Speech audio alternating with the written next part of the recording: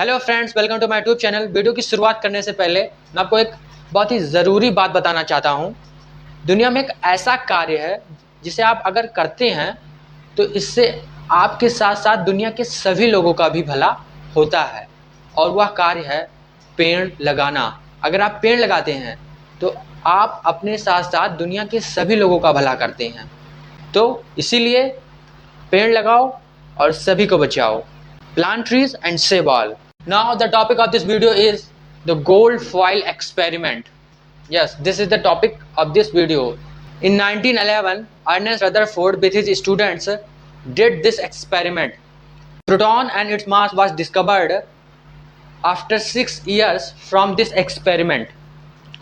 And in 1917, Ernest Rutherford found the proton and its mass. Yes. But in 1911 he did this experiment with his students. इस प्रयोग के 6 साल बाद proton और उसका मास खोजा गया.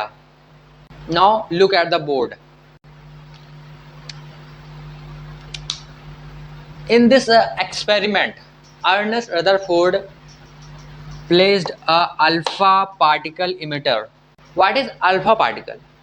The particle that consists two protons and neutrons which are tightly bound together.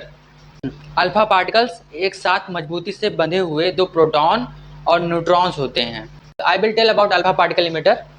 मैं अल्फा पार्टिकल इमिटर के बारे में बताऊंगा. Now just know this that he used alpha particle emitter in this experiment. Alpha particles emits from it. Alpha particles इससे निकलते हैं. Now he placed a gold foil at some distance. Ernest Rutherford ने कुछ दूरी पर बहुत ही पतला सोने की पन्नी यहाँ रखी. And he placed the fluorescent screen around the gold foil. That screen is made of zinc sulphide. और उन्होंने गोल्ड फॉइल के चारों ओर फ्लोरोसेंट पर्दा लगाया जो जिंक सल्फाइड से बना है. Just let it as gold foil. इसे सोने की पन्नी समझो, बहुत ही पतली, very thin. And he placed it like this. और उन्होंने इस तरह इसे लगाया. And around it he placed the fluorescent screen. और इसके चारों ओर उन्होंने फ्लोरोसेंट पर्दा लगाया like this. It is not too big. ये बहुत बड़ी तो नहीं है, लेकिन आप समझ सकते हैं. Here a gold foil is placed and around it fluorescent screen is placed. और इसके चारों ओर फ्लोरोसेंट स्क्रीन पर्दा लगाया गया. Understand? Okay. One alpha particle come from alpha particle emitter, then it go through it in a straight line and hit the fluorescent screen. जब alpha particle emitter से निकलकर गोल्ड फॉइल के अंदर से गुजरता है तो यह स्ट्रेट लाइन में फ्लोरोसेंट पर्दे से टकराता है. When alpha particle hit the fluorescent screen, then it produce some brightness. जब अल्फा पार्टिकल्स फ्लोरोसेंट पर्दे से टकराते हैं तो यह कुछ चमक उत्पन्न करता है. Not every time alpha particle hit the fluorescent material in a straight line.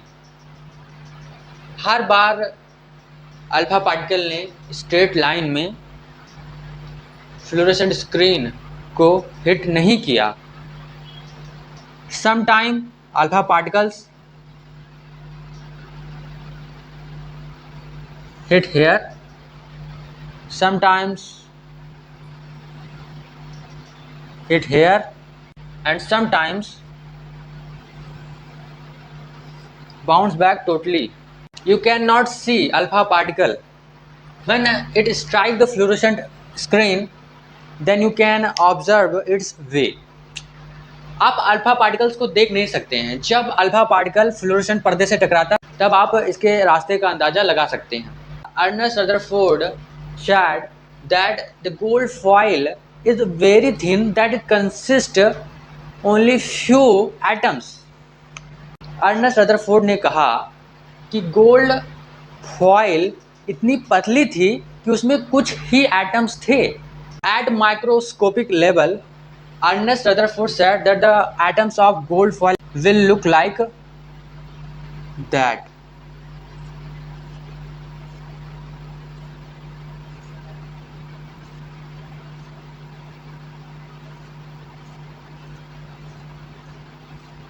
Yes, it is very thin that it contains few atoms. ये इतनी पतली है कि इसमें कुछ ही एटम्स होंगे। Yes. So he said, now Ernest Rutherford said, when an alpha particle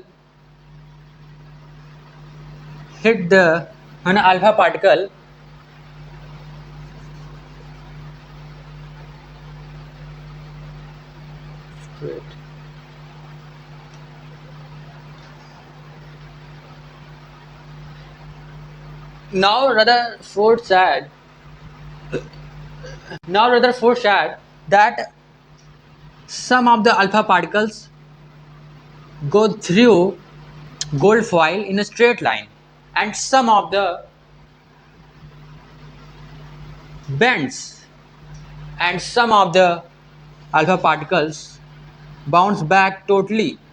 By this experiment, Ernest Rutherford said that some of the alpha particles that came in a straight line after going through gold foil indicates that there is empty space in atoms, and some of alpha particles that bend after going through gold foil indicates that there is something positively charged in atom, and some of the alpha particles that bounced back totally after hitting the gold foil indicates that there is something hard in atom.